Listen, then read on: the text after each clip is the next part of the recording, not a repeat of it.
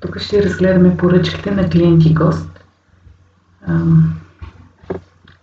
Много сме в този профил, в който купихме няколко продукта в миналото видео.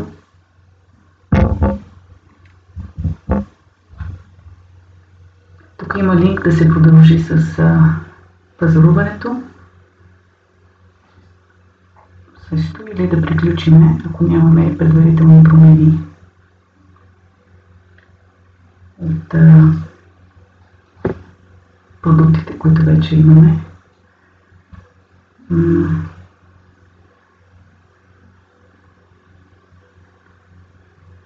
Така. Приключване.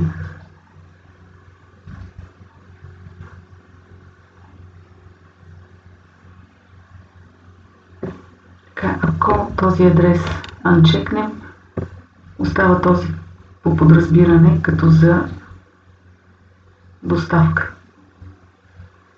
Ако пък чекнем тук, имаме който и да е било тук, избираме него, в случай само един. Да речем него ще използваме, изчисли цена.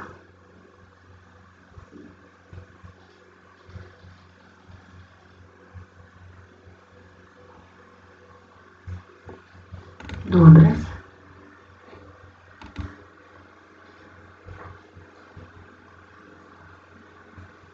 Цената е изчислена. Добавяме тук.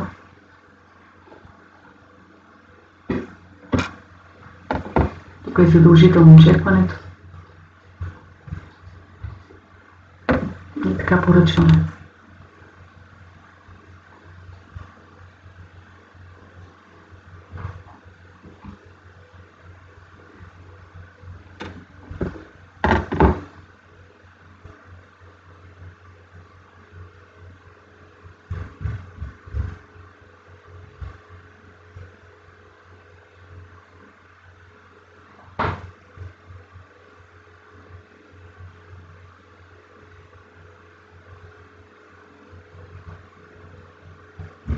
Така, също ако се застъпи до моя профил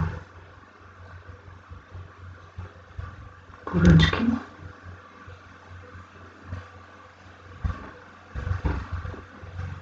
и вече тук имаме history, така преглед.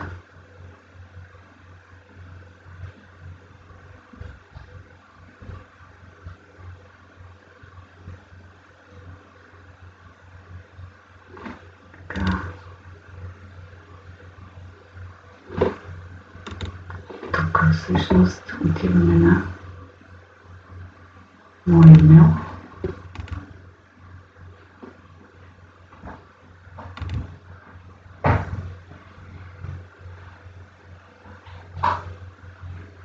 Това е тук, което в момента се обработват всички, които се приемат. Ще бъдат с такъв статут.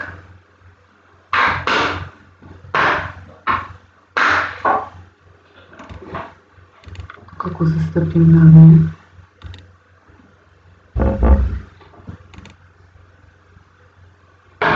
първият път се получава тук. Ако застъпим на продажби,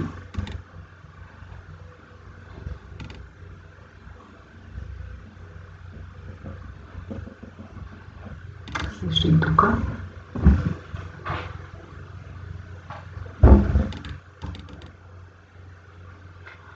Така, препоръчително е от тук да се извежда инфото като принт. Смисъл, че после спестяват пространство. Направо отиваш на принт.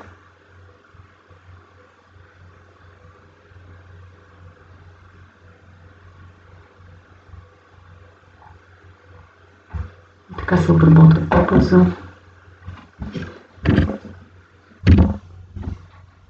Отиваме на WooCommerce.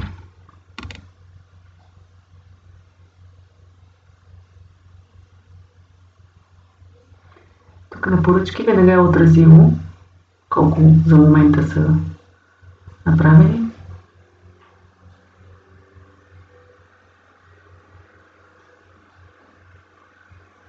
На таблото това е общия изглед. Така, перформанс, изпълнение, графики и това са класациите. Тук се вижда коя е най-подаваната категория, примерно, и най-подаваните продукти. Също така може да видим и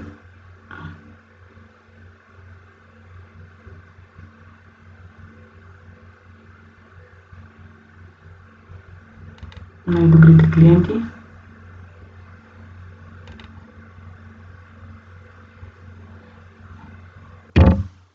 Така, тук сме пак на чат. В дясно в момента е представено линейна диаграма, но може и в лентова. Така, и тук също така може да представи допълнително на други графики функционалностите, т.е. тяхното представяне в графичен вид.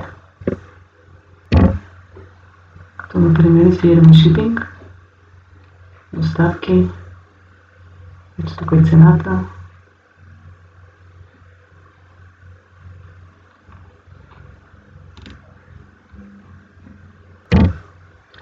Тук най-отгоре на период от време може да се зададе изглед на поръчките според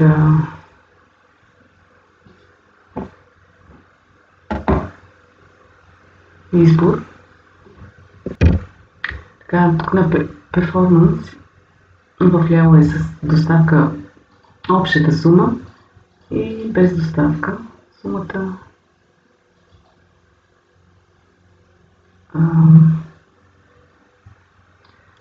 Така, ако цъкнем на първата клетка и на втората, ни отвежда на анализ приходи. Ето тук. Ето ще демонстрираме.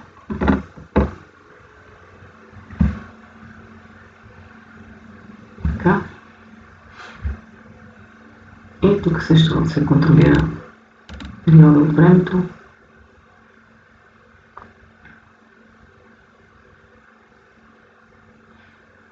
Тук може да би директно до поръчката в WooCommerce. Това после ще отидем там.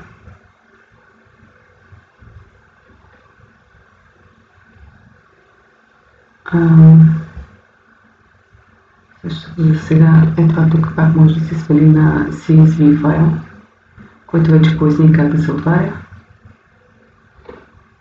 Връщаме се. И ако цъкнем на третата колонка, клетка на перформанс и отвежда на анализ поръчки.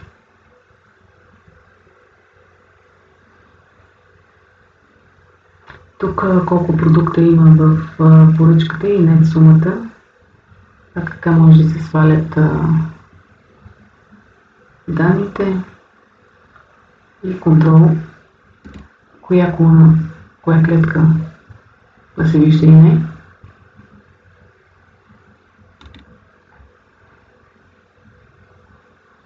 Ако цъкнем тук на Order,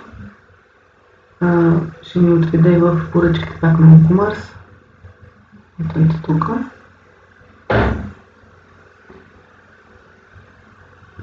Където след малко ще се върнем. Само да довършим с таблото.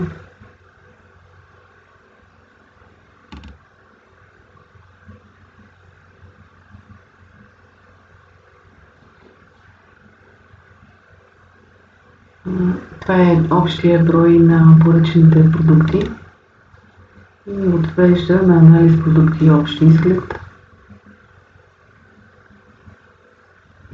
Има търсачка за продукти по име и по код. Download вече се знае.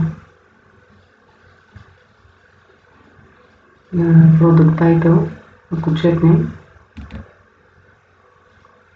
И после отиваме към Pay.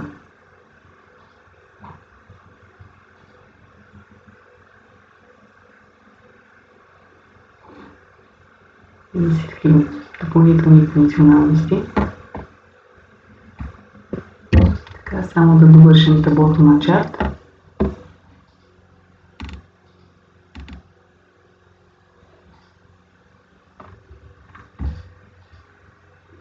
Първата клетка е на нет продажбите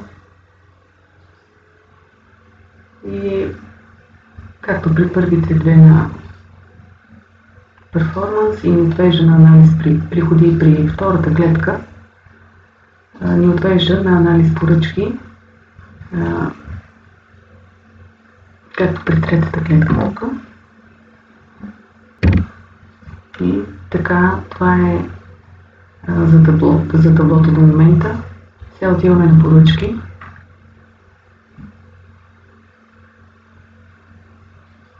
Така, тук ще дублираме страничката и ще направим сравнение с анализа на поръчките.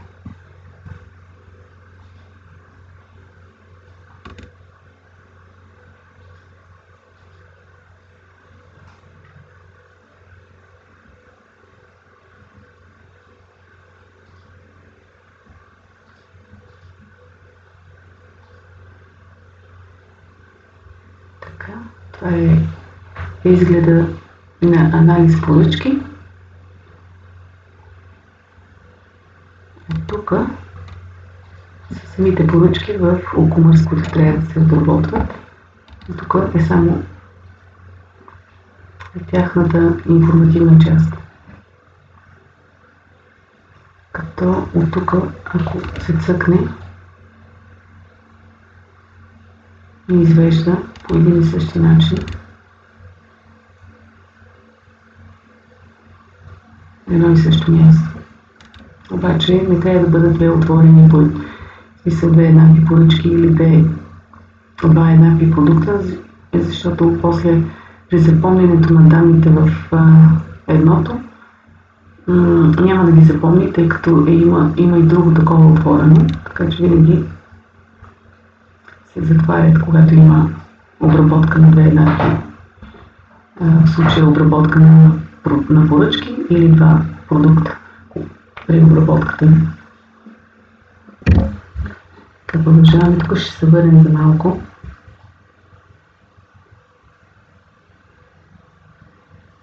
Ако имаме няколко поръчки и искаме да ги изтрием или да им кажем, че е приключено съдържанието, по подразбиране винаги са обработка, както ето тук, или пък няколко избрани като задържани или за изтриване, е хубаво, примерно се черпат няколко или всичките. Ако е самостоятелна поръчка, просто трябва да се избере за по-подробна обработка.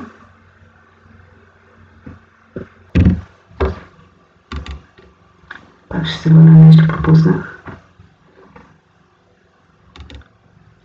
Тук ще се избират по месец. Може да бъде по клиент или по негов имейл. Ако цъкнем тук на товарителницата,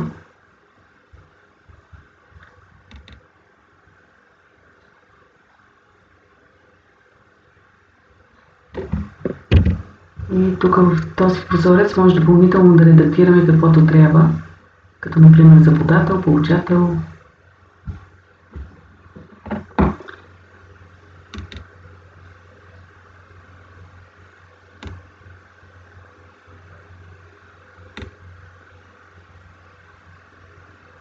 И артикули, т.е. от тук е най-добре, ако например се окаже, че някой продукт не е в наличност, но в сайта не е отразено, тогава на бележки за клиента може също да се изпрати съобщение, че липсва този продукт и може да му се направи същата поръчка без зависи кой продукт. Т.е. само с наличните. И тогава е най-удачно да се изтрие продукта от тук. Или пък, ако се окаже, че не иска 4 бройки, а иска 2, пак по същия начин. Редактира се от тук.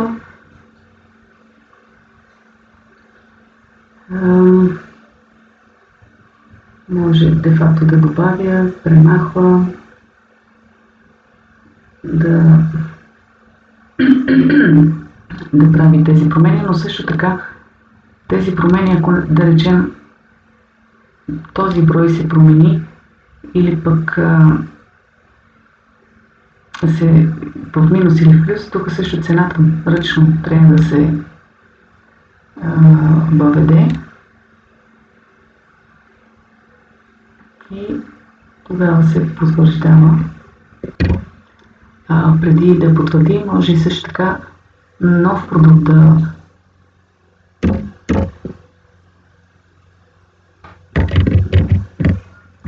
ето тук нов ред и клиентът е решил, че иска нов продукт. Тогава пак ръчно се попълват данните на продукта, кода, името, броя, теглото и общата стойност, след което тук се потвърждава. Така, този бутон генерирай може да се активира и през самия продукт, когато се обработва по-детайлно, но преди това да довършим с ако натиснем тук окото. Тук също има бърз изглед, както може да се достъпи като приключена.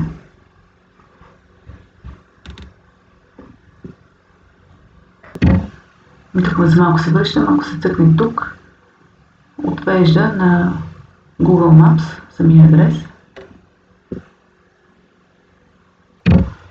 И тук вече имаме, остана само търсачката на поръчки. Така достъпваме до по-детайлната обработка на самата поръчка.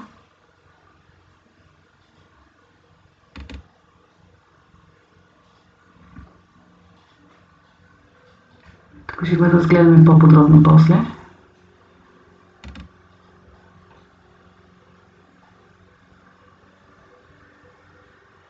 Тук може и преглед на други поръчки, ако е имал такива. В случая имаме само една. Или самия профил може да се достъпи. Това подлежи на редакция. Това също.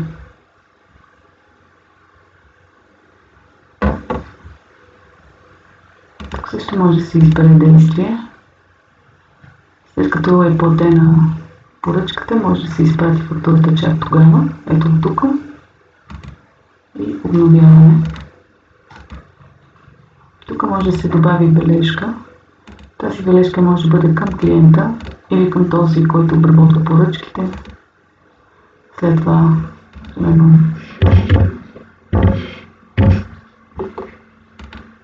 към клиента.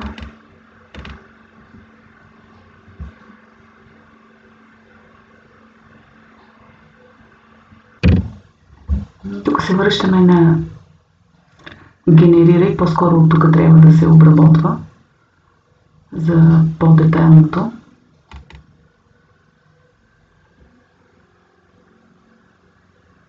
И да речем клиента иска нов продукт.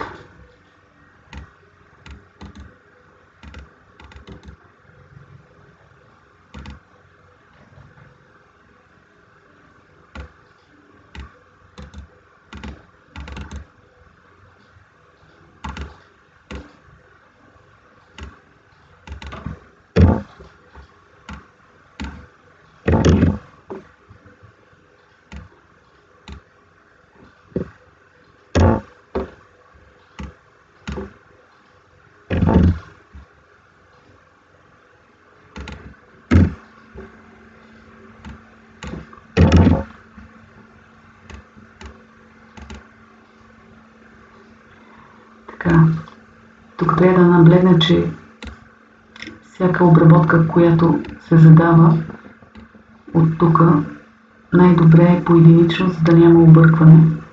Може и по-групово, разбира се, но неприятното е, че не се отразява директно в админ панела, т.е. ето тук отзад. Затваряме. Обаче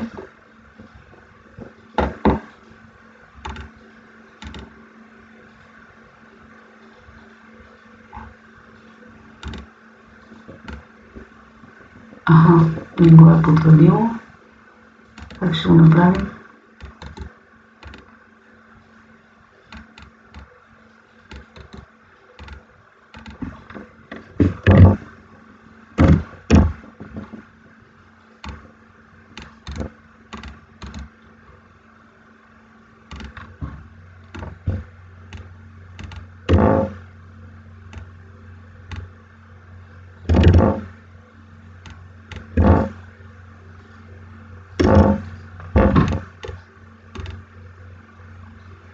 Тук потвърди по-скоро.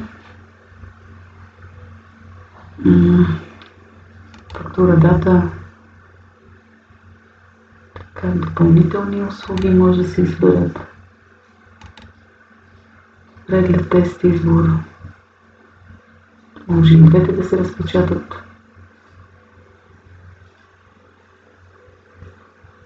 Но за сега няма да го потвърждаваме.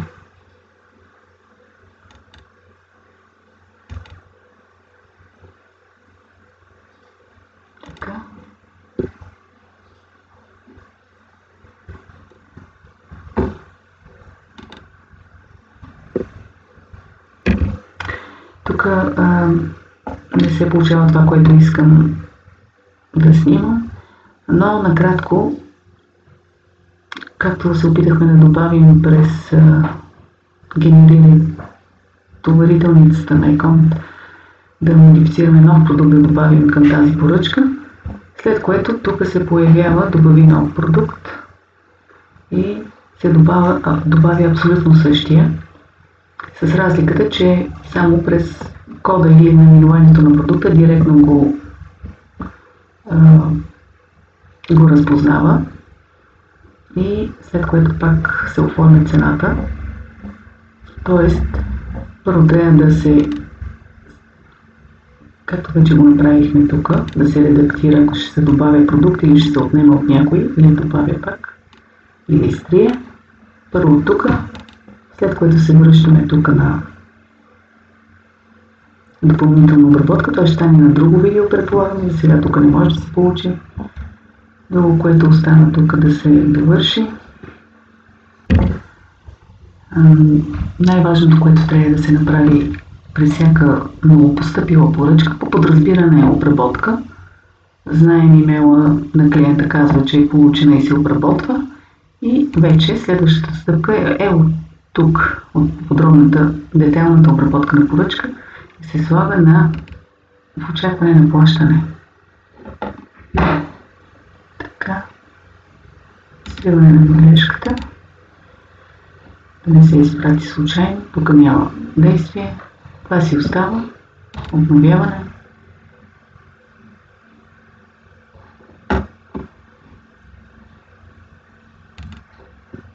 Сега отиваме на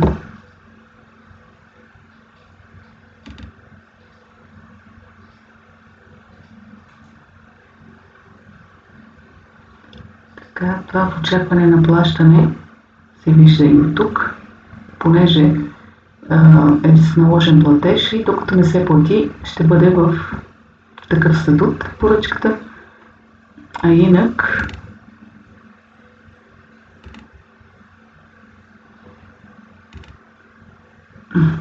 бележката се добавя още тогава, когато съм я добавила автоматично, т.е. не е нужно друго действие. Тук де-факто демонстрирахме по-скоро какво може да се прави по всяко време бележка към самата направена поръчка, ако се наложи. Но инак, че поръчката не е платена, т.е. очаква плащане, тук не го отразява в имейла. така, това е видимо само през админ панела, статута на всички поръчки, кои са платени и кои не са, и вече когато е платена, от тук най-бързо се променя на приключена. Или даже ако отидем на нейната детайлна обработка,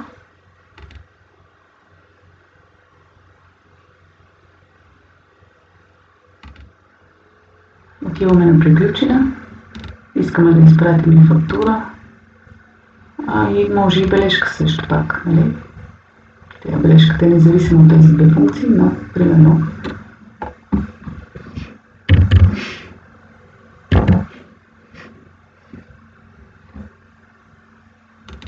обновяване.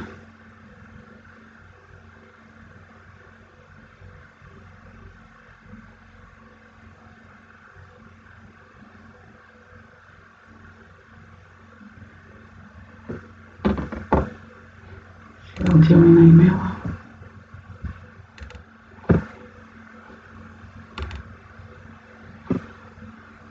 Така, това е за фактурата. Съвпада като на поръчката. Плащане брой, фактура, номер. Тук че е приключена.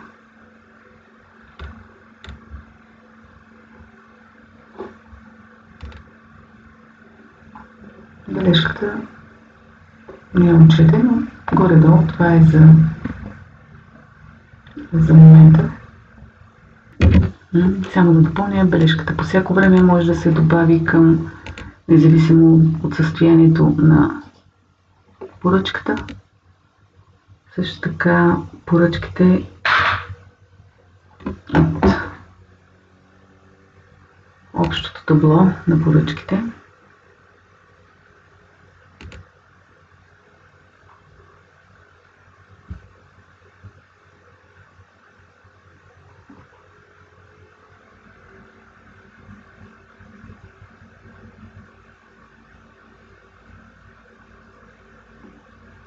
Може да добави, тук не е за препоръчване, само го демонстрирам, добавяне на поръчка. Може да бъде клиент или гост, според всички положения. Може да не е регистриран и като клиент, може да бъде всеки. Така. Тук редакцията си остават.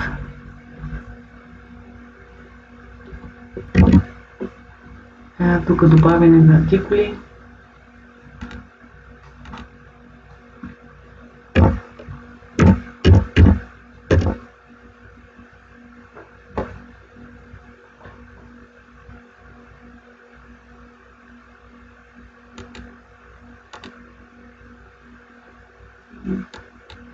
Брой.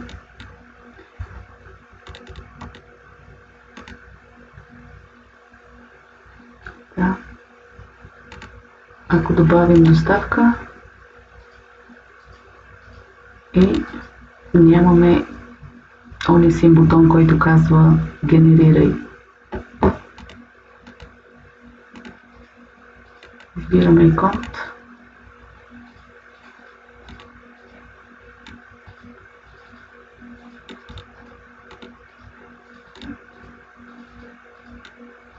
Обаче, както се вижда, тук трябва автоматично да знаем колко е грамажа, колко взима иконт на съответно на самия грамаж и да изчислим поръчката.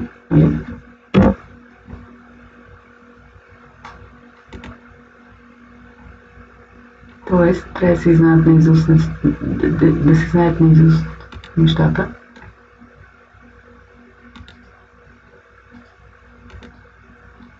Просто тук някакъв бъг има, който не съответства, в смисъл такъв, че няма как да се навържи икон по този начин на създаване на продукт, т.е. поръчка. Или изглежда, че икон товарителницата не прави логическа връзка с продуктите. Ако по този начин се поръчват обновяване и виждаме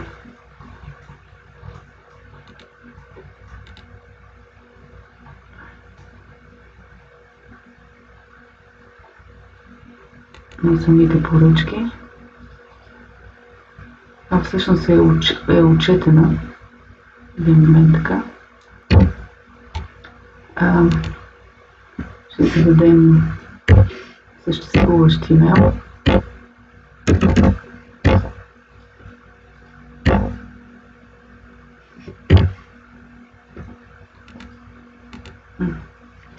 Скрива.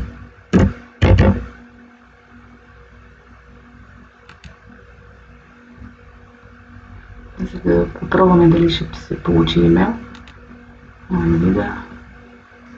Поръчката не е намерена, сървърен е така. Добре, обновяване.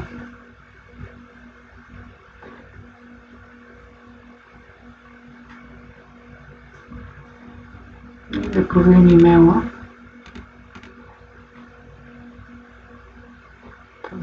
Не е друг имейла.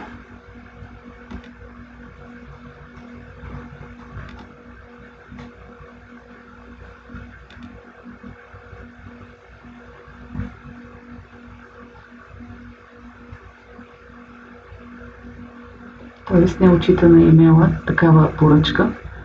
Може дори да проверим в тези имейли на админ.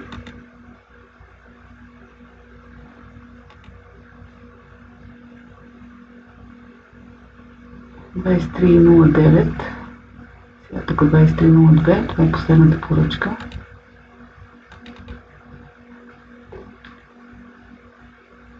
Така, тази е друга поръчка. Както и на SEO по същия начин, на Sales.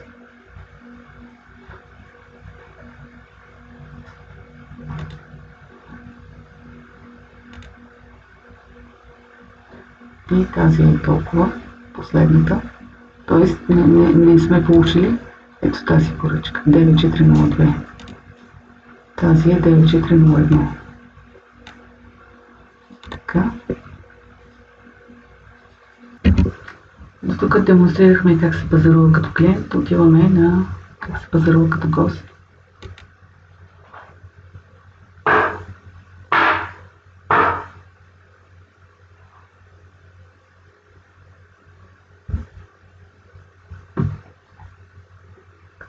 Единият вариант е от тук да влезем в продуктите или от менюто, всякъде можем.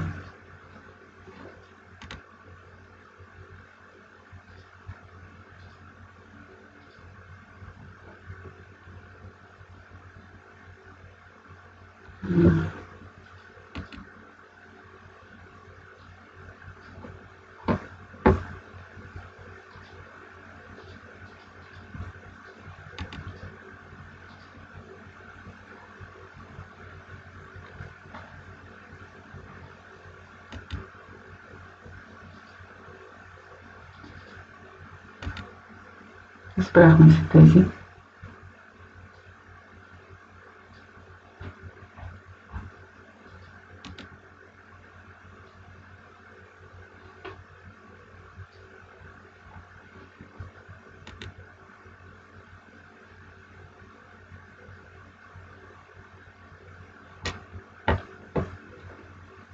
Така. Избираме си някакъв адрес и име. Тук ще е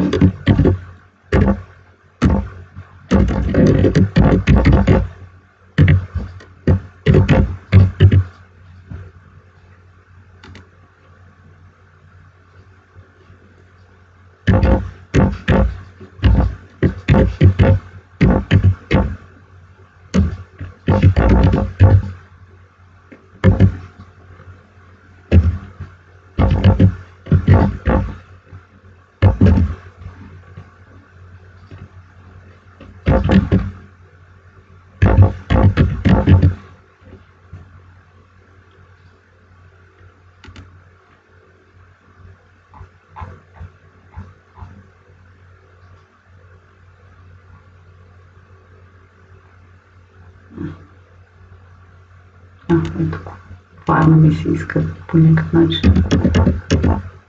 Всъщност те май бяха с този код. Но да речем на Варна и някакъв квартал на Варна. За да демонстрирам и тук какво е. Това беше кода.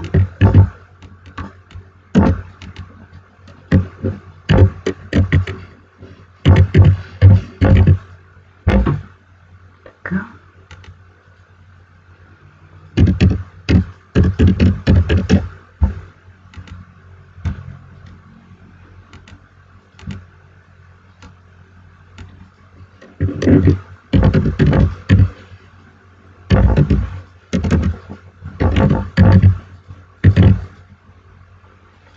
Тук няма да чекваме, тъй като сме гости. Т.е. като гост се регистрираме.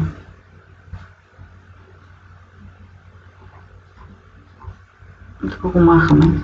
Искаме си този адрес. И поръчваме. Опа, тук забравих това.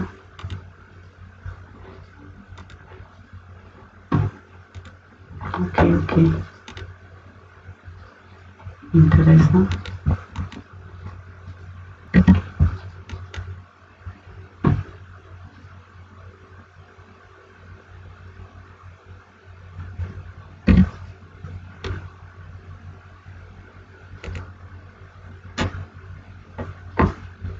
Но всъщност това го отчита. Добре. Може и до офис.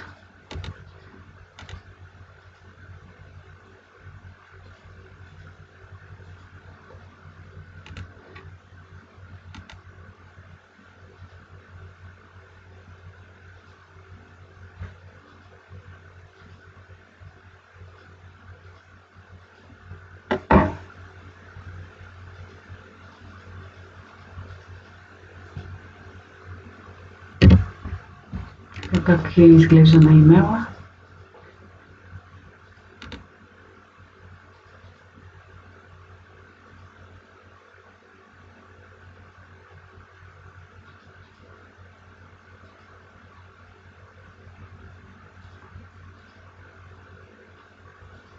Добре.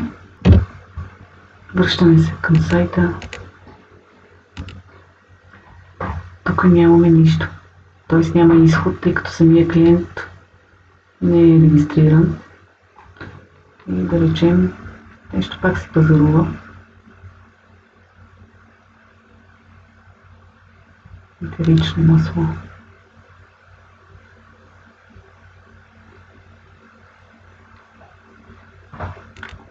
Купува си нещо.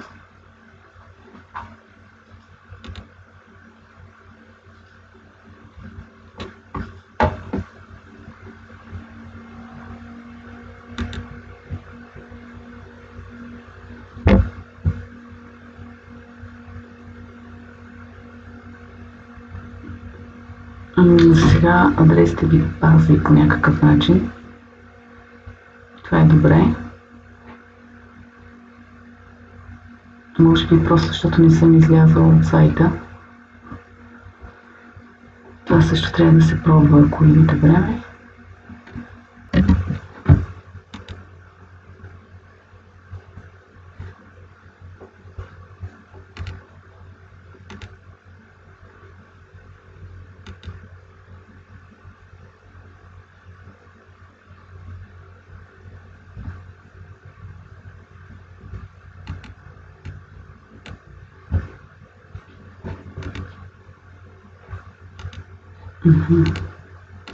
Тук само го правим така за поръчките.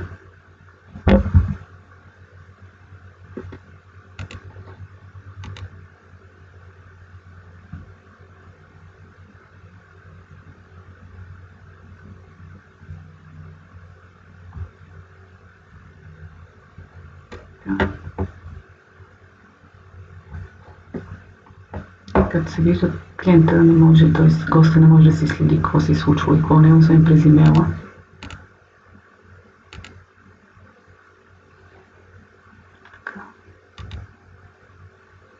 Това е втората поръчка. Тук е първата.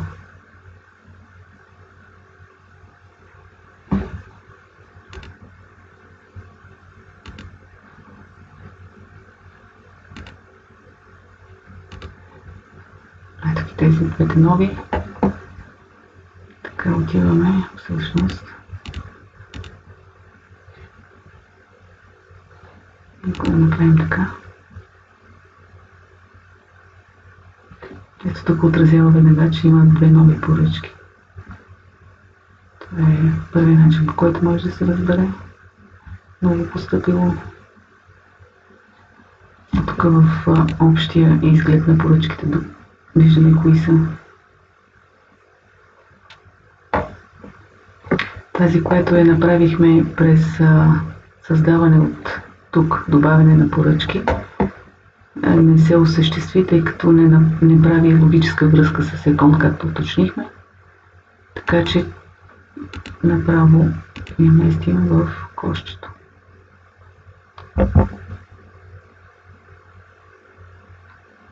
И от кошчето също може да се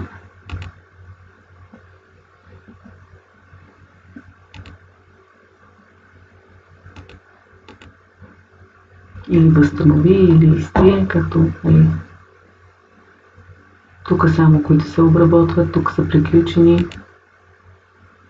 Филтър на клиент въобще е доста. Също така да видим този гост дали съществува в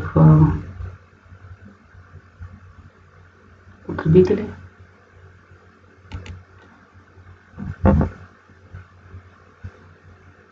Ето тук не е отразен, тъй като не се е регистрирал. Може да го видим в клиенти.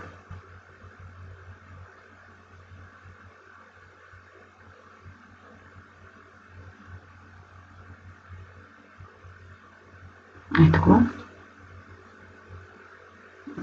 Само че не е регистриран, де-факто. Липсва база за регистрация, т.е. няма.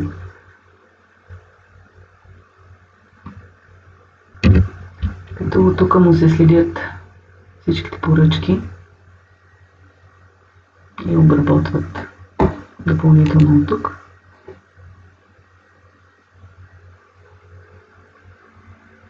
Както казахме, първо от обработката се задава на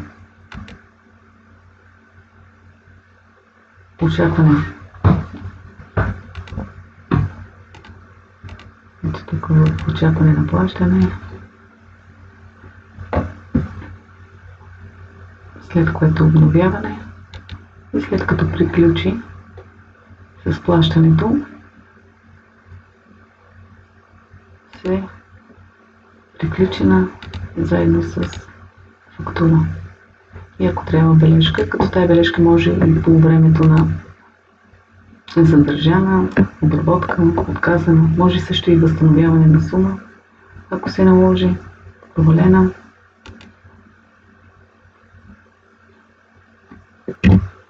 Така, също тук в допълнение. На стария сайт, предишния сайт, имаше доста потребители, т.е. повече от 10. Всичките са премахнати от базата през контролния панел и в случай, че пак се регистрират т.е. на ново, за проби на сайта, не е проблем. След което мога наново да ги изтрия. А тези, които на момента съм ги създала, само за пример на видеоклиповете, също ще бъдат изтрити. Друго, което може да се спомене, е, че ако отидем ето тук на самото табло на сайта, на админ панела по-скоро, и най-отдолу също може да виждаме какво се случва в WooCommerce.